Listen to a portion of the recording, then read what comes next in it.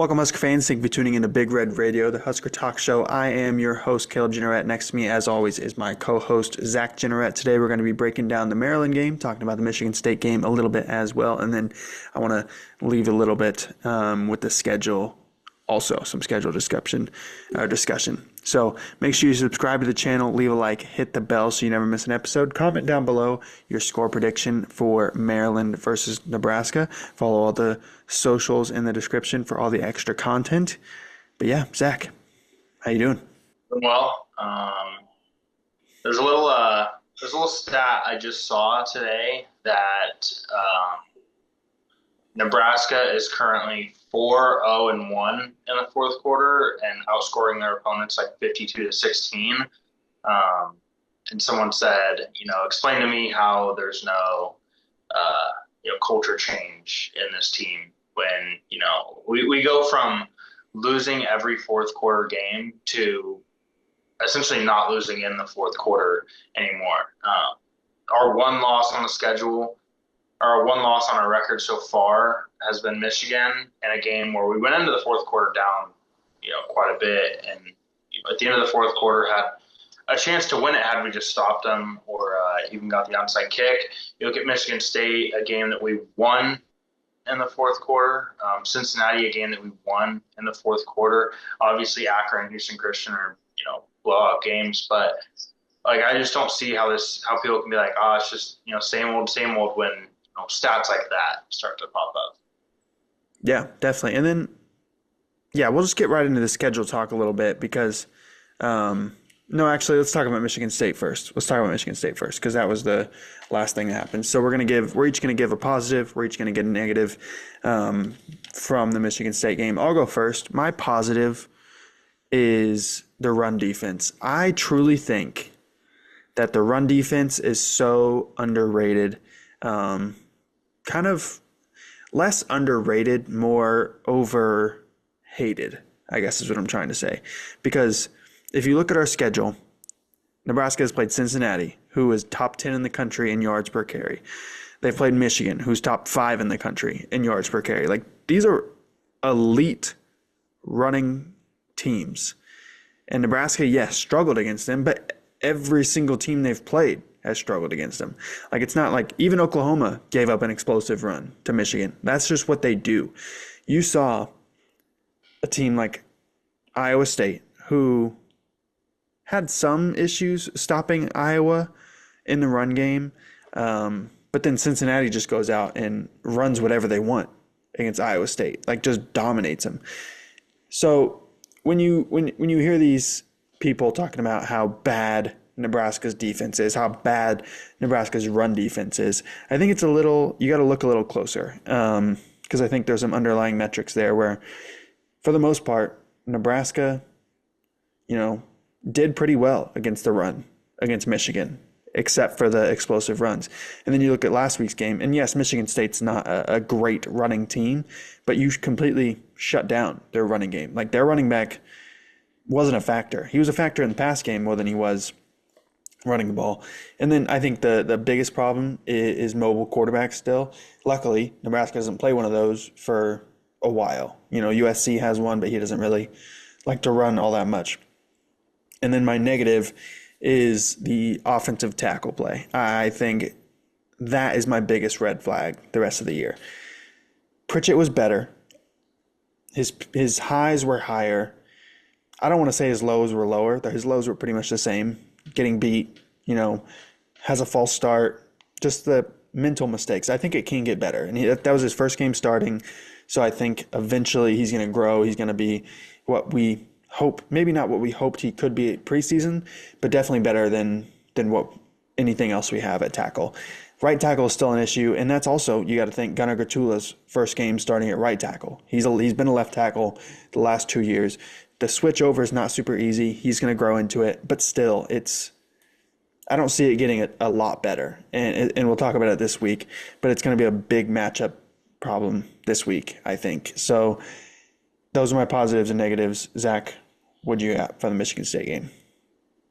Yeah, my first positive, kind of like yours, it's one that I think that fans are kind of overreacting the wrong way on, and that's that people are saying we can't run the ball. I think we absolutely can. If you look at team rush yards, we probably are pretty low in the Big Ten based on sacks and things like that. But Emmett Johnson is third in the Big Ten right now in rushing. He had 83 yards, he had 3 touchdowns on Saturday. It's not like we're going to go out there and run the ball like say a team like Miami does, or a team like Notre Dame does, or a team like even Iowa does, or like Michigan does. But it's a run game that will make people respect it enough to open up what truly is the greatest part of our offense in the pass game. And so I think we're running the ball perfectly well right now, right? Like, it's just what we need to be able to win some of these big games like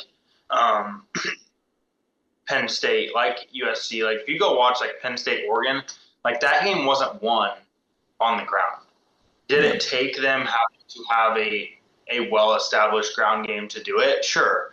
But it wasn't won or lost on the ground. And so I think that's where we are, where it's like we have a well-established enough ground game to set up where we can win those big games now. My negative is going to be third down defense. I think, you start the season off for Cincinnati. I think it was an issue there, especially with mobile quarterbacks. Third down defense is just not where it needs to be. I think we get caught, whether it's, in man or playing too far back in our zones or whatever it is. We open up the field on these like third and longs where it's like, hey, just keep everything in front of you. Just don't let them throw it. Don't let them throw it. Takes off 7-8 yards, gets a first down, and it kind of starts that whole thing over. Like, we work so hard to get the third down just to start all over. Against Brennan Sorsby, it happened. Obviously, late in the game against Michigan, I can name you 3 plays where it was essentially what lost us that game. Michigan State, we won first down and second down just about every time. It seemed like on third down, Aiden Childs would either find a way out of the pocket and make a throw, or he'd take off and run with it, and we just could not get them off the field. That's kind of why I think our offense was so stagnant in the first half, is because they went over 30 minutes without being on the field because Michigan State, well, obviously the block punt, but Michigan State had these long methodical drives where we kept getting them to third down, and they kept converting on those third downs. Looking forward, obviously, USC, Penn State are our biggest ones. Those are 2 quarterbacks that can move and that will hurt you on third down, but you get out of the pocket. And that's where those big games are won and lost. Yeah, and something that definitely made me feel better about the QB run is you saw an adjustment, right? You saw Deshaun McCullough when it wasn't an obvious passing downs where he was rushing on the outside, he would fake the rush sometimes. Maybe sometimes he would just sit, but he was spying Aiden Childs. And I think that's something you can game plan for in the future as well. Obviously, these next few games aren't going to matter as much, but you get to a game like UCLA. We saw what Nico can do when he runs the ball. Like, they just beat Penn State. And say whatever you want about Penn State. They're a talented football team. We viewed UCLA as the opposite of that. Not good at all. Hadn't led all year. When you let Nico do what he can do, he can make some damage. But that's not what we're talking about. And then secondly, I wanted to talk about your run game comment as well before we move on to Maryland. I think Nebraska does a really good job of using Dylan to extend the run game, right? He's very quick. He's very smart. RPOs, even if you choose to throw the ball, you're throwing these quick screens, these quick outs. That's not really a pass. That's an extension of the run game. Like, it goes down as a pass in the stat sheet, and I know that's where you get a lot of the criticism on Dylan is, he only has this many yards per attempt. But that's really the run game, because say whatever you want, the run blocking hasn't been perfect. The offensive line hasn't been perfect. So you can't just force the ball up the middle. That's not what Emmett Johnson does. That's not what any of our backs really do very well.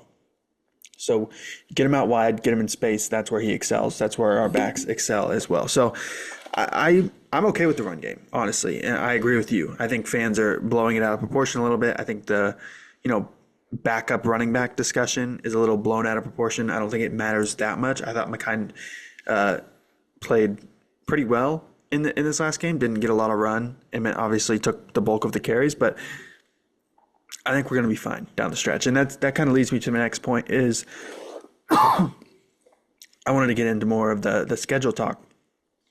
Because if you look at Nebraska's schedule, right? Going into the season, in the preseason, you viewed Nebraska's schedule a certain way. Very easy, right? First 4 games, you thought, yes, Nebraska wins, no problem. Or first 3 games, Cincinnati, Akron, Houston Christian. Then you're like, okay, Michigan, not what they usually are. They're going to be talented, but Nebraska can win that game, should win that game. Obviously, some things don't bounce that way. Cincinnati, a lot closer than a lot of people realized. After that game, people are like, what's happening with Nebraska? They can't stop the run. Cincinnati's not that good. Since that game, Cincinnati has proved to be a really good team. They just knocked off a top 15 team in Iowa State. Michigan, Michigan did what they wanted on the ground. They got the explosives. Bryce Underwood obviously excelled in the run game as well. People are like, Nebraska just can't stop the run, which I kind of alluded to this before. Michigan, right now, throw Cincinnati in there too. Talent-wise, maybe not, but Michigan and Cincinnati might be 2 of the top 3 teams Nebraska plays all year. Who knows what Penn State's going to be at the end of the year? If they lose another game, if they lose a couple more games, there's a lot of quit factor that can come. And we don't know what's going to happen with James Franklin, but that could turn out to be a mess November 22nd. We truly don't know what Penn State's going to look like then. And that was viewed as a game that Nebraska just can't win in the preseason. That's obviously changed.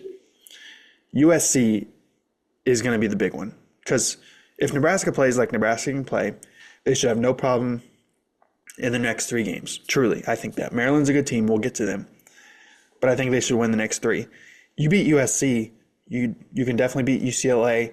We already talked about Penn State as, who knows, Iowa. Even if you lose one in there, that's a 10-2 season. Like, truly everything Nebraska wanted to do and all the high expectations you had about Nebraska going into the year are still right there.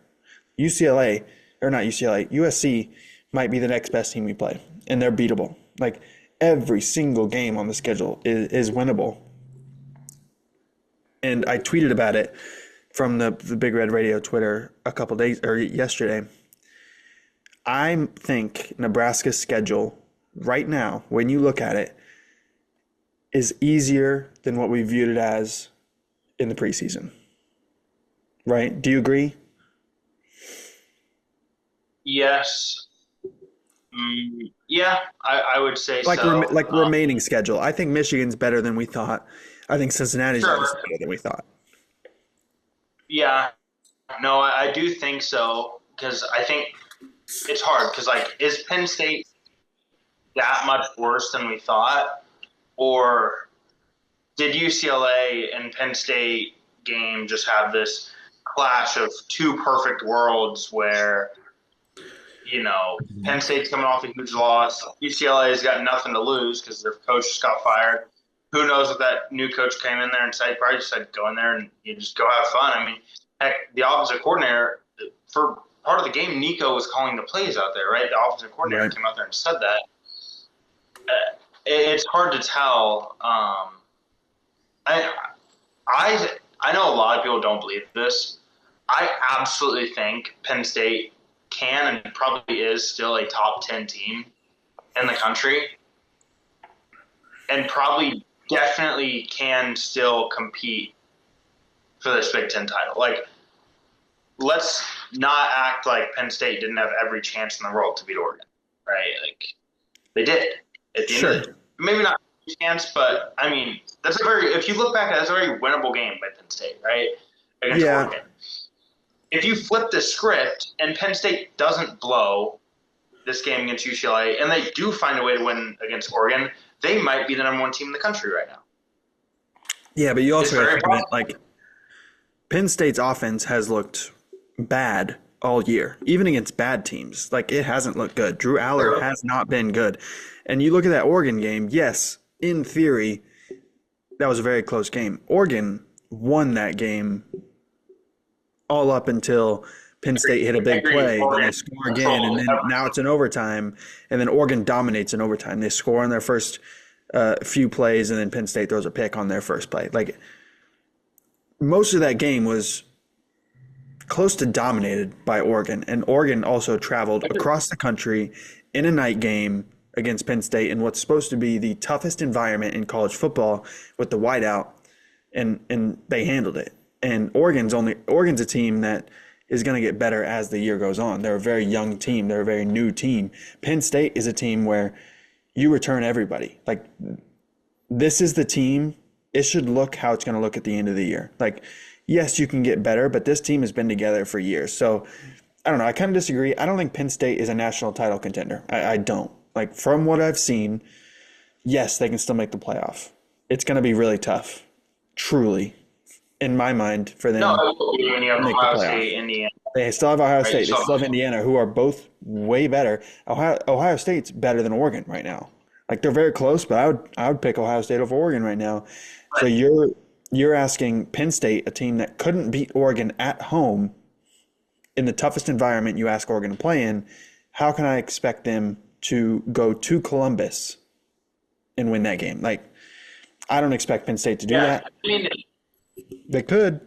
I think one thing that I've realized more than anything, it's not that like Penn State's not as good as I thought they were. USC's. It's just that watching us in a situation where we almost lost to Michigan State, who we thought was bad, where Cincinnati, who we thought was bad, come close down to us.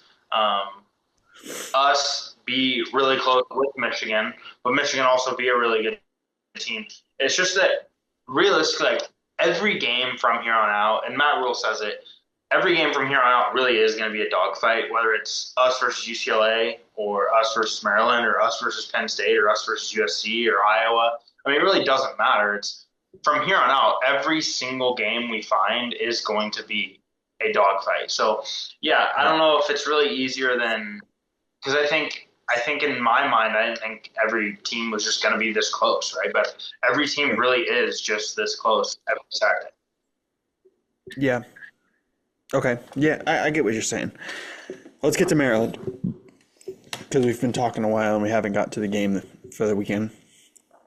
We're going to do 3 X factors. We're going to give our predictions, and then we'll get out of here. I do want to talk a little bit about Maryland. Maryland is 4-1.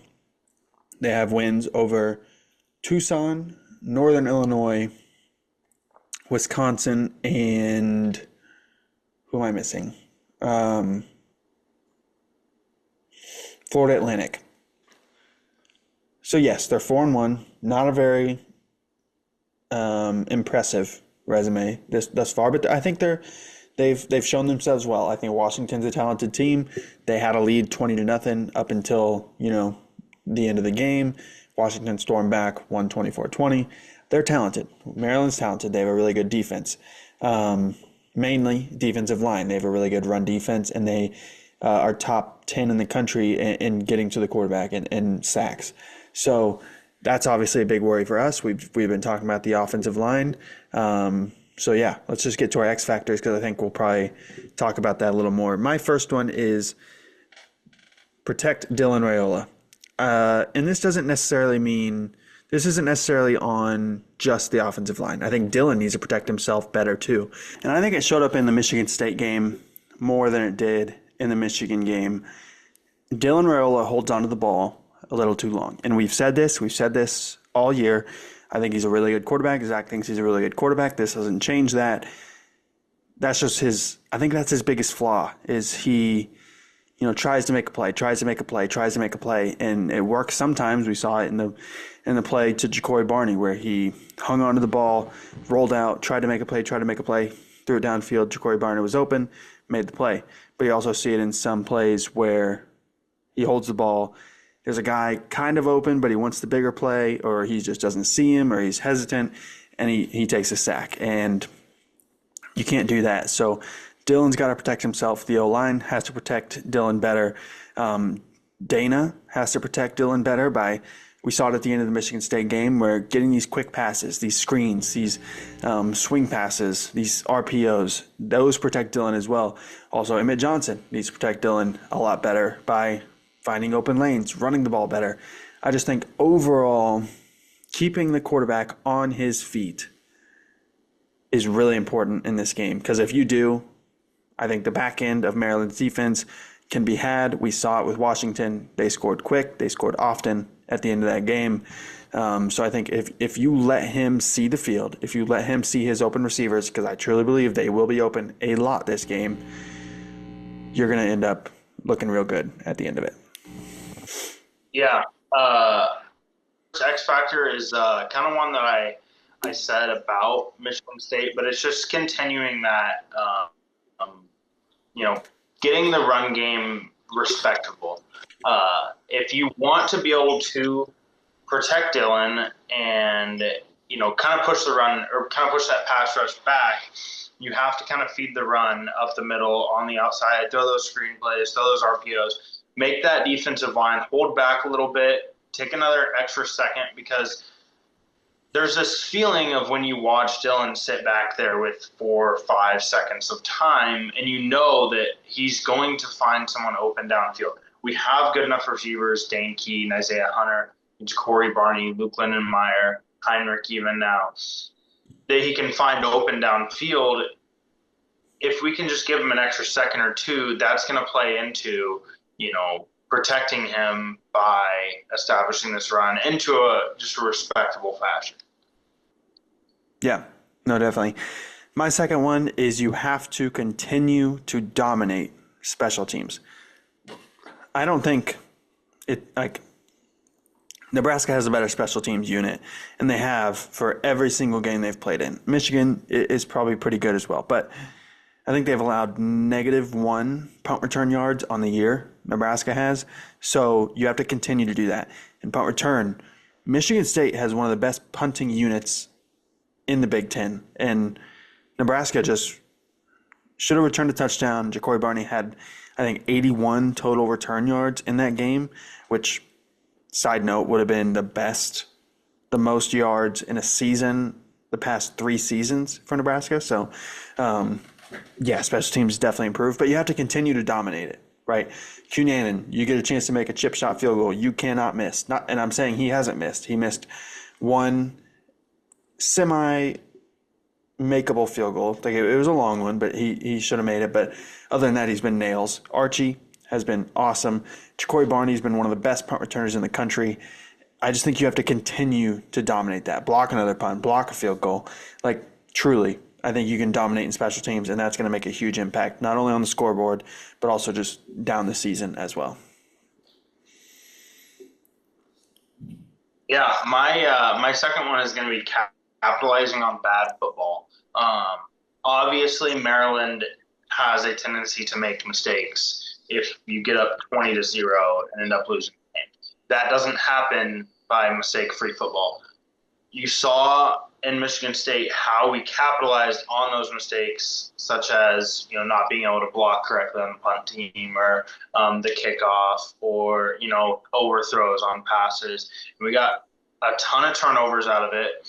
We got a ton of points on it, and ultimately is how we ended up winning that game. To be able to win this game and games further down the road, you have to continue to capitalize on bad football from the other team.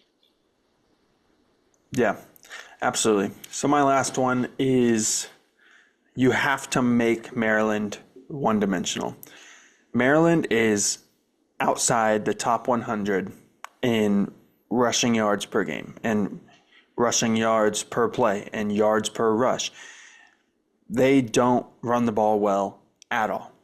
Now, their quarterback, Malik Washington, freshman phenom, has looked really good.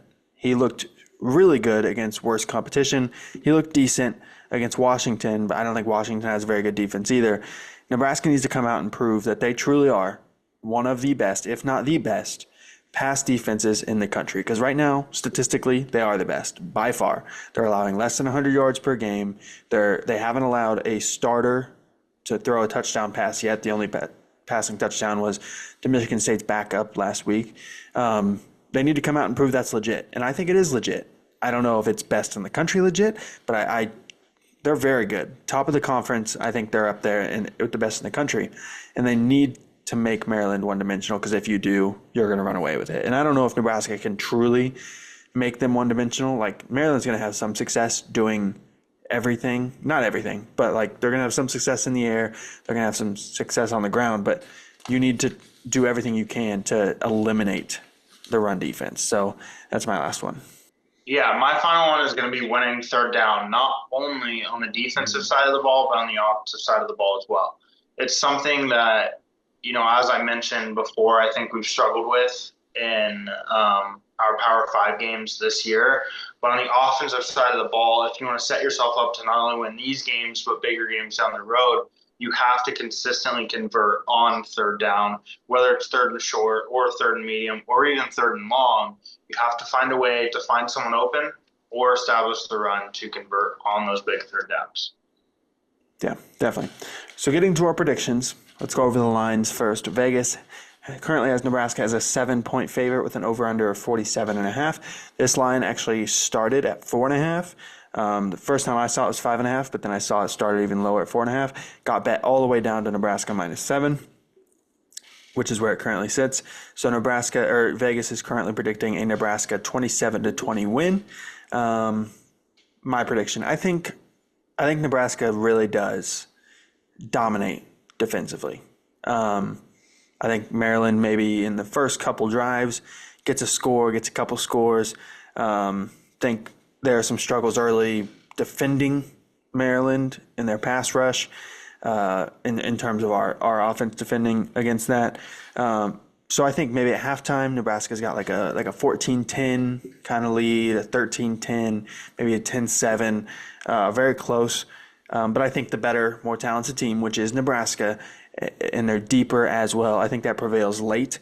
And I think Nebraska runs away with it in the fourth quarter. As Zach mentioned, how Nebraska has been one of the best fourth quarter teams in the country recently. I think they run away with it at the end, similar to Michigan State, but I think they hold it close, and I don't think Maryland ever leads in this game.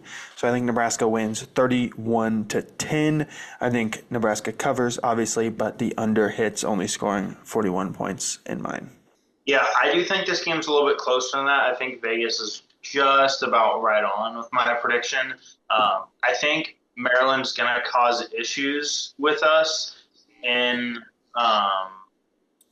the pass rush. I also don't know. Obviously, we don't know.